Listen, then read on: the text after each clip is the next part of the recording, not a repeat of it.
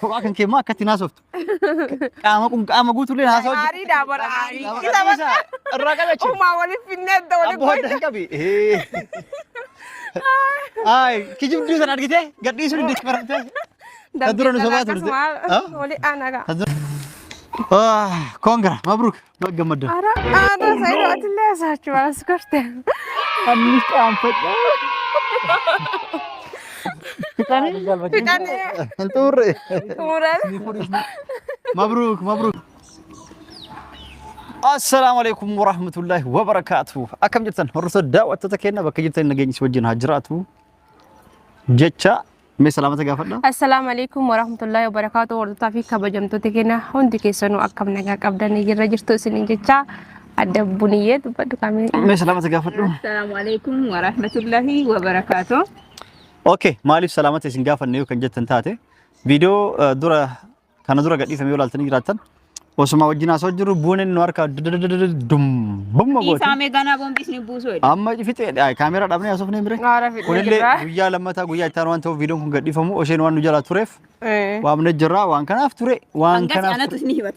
Ati maali mati fixe. Asna caqasa. Wanta fixellee hin jiru wanti geeffadhellee hin jiru waan hedduu gana asoo. Haadha gan san illee. Viidiyoon illee ka afurii shanii ta'uu danda'u. Ka afurii shanii ta'uu. Osoo himattu. Kamaan guddoo himatte hin ga'u. Kamaan guddoon sunu xiqqa. Qoy buune. Gana kamii. Qoy takka qoy. Na isin namee kan gurmooftan. Namee kan gurmooftan. Dhib. La eenyu faa jette jedhise namee kan gurmooftan. Eenyuun faa. Warra amma haasaa jirtan kun. Si qofaa miti yaa. Haye. An si qofa natti fakkaata.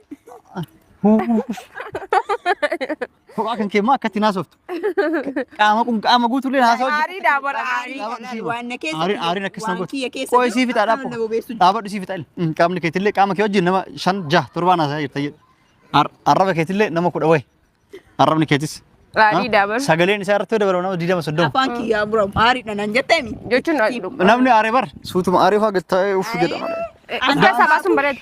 An harkaan nama deemu barbaada. Marqa seera nyaattee dhufte argite. Maashaallah. Maashaallah. Arsiidhaami.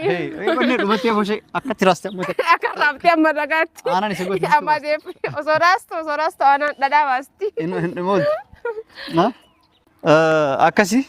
Kanaafuu beeksuu taasee hin dhageenyanu. As jirra. Achi dhayitee Adaamaa dhayitee Abuuraa dhayitee. Naagala Sayyid naagala. Garuu maaltu kanas godhaa yoo naan jettan simmeetii si keessa jirudha. Eeyyoo naa beektan isin hunduu dhugaa dubbachuu jira. Maaliif aarii kiyya keessa jiru tokko kana godhu jira waan dabarse yoo yaadadhu fakkeenyaaf amma isin san hunda na yaadachiisaa jirtan saa kana beektanii waan saniin hunda amma yaadatiniti ati amma hordoftootatti himachuu barbaadde malee qo'ee kaamma homa dura anaaf yeroo zalle himte homa dura maanguddoo hundaa himte irra deebisaa jirta. Yommuu tummaan kun miira keetu akkanatti inni balaachu wuxee hinnaawwataan.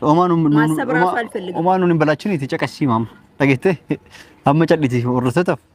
Akkasi amma omaan nun balaachin itti aga'u sheddu amma mee waan nu seensi barbaadda wanti waadaa hin seensu barbaadu akkuma isiniin jedhetti duratti illee isiniin jedheera anaaf ooseen araara lammaffaarraan geeffanne ta sadaffaa rabbuun fidin yoo dhufte garuu ammaan booda asumarratti waadaa seensa wanti isatti deebi'uuf hin qabu.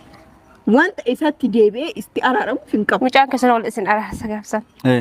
Kasanii rabbi achi nu haa ga'u inshaAllah. Garuu ana mirbadhaar maaliif yeroo amma irra jiru kana dhaabbadhee jechuudha.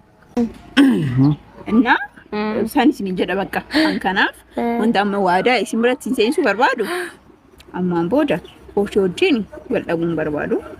Waldhabdee rabbiin fidini. Rabbiin fidin dabalamu. Rahmatullahi wabarakatuh kabajamtoota fi daawwattoonni kiyyaa kiyyumaan viidiyoo mookaa isitti. Keeti. Kan keessan keeti. Siif kennu. Jaartillee si kennin. Jaartillee si kennin.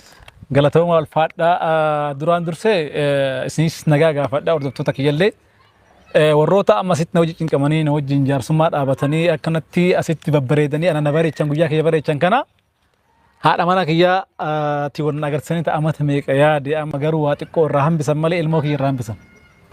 Ilmoo kiyya irraa hambisanii meeti ilmoon kiyya? Ilmoon kee bara akka ittiin qabbanuuf garaa keessa kenni. Garaa keessa? Garaa keessa taa'aa jira. Maal ni ta'u nira? Inni mul'ata. Inni guddatee miram. Inni qaruute gaaf dalgachiisam. Yaa'u natti ashoofanii haa ta'u malee yaa'u namni galata namaan beekne galata rabbiillee beeku jedhanii yaa galatoomanii jaarsa manguddoota isaa wajjin turan ka kaameraa fuulduratti hin argamanii fi kan immoo kaameraa duuba ta'anii waan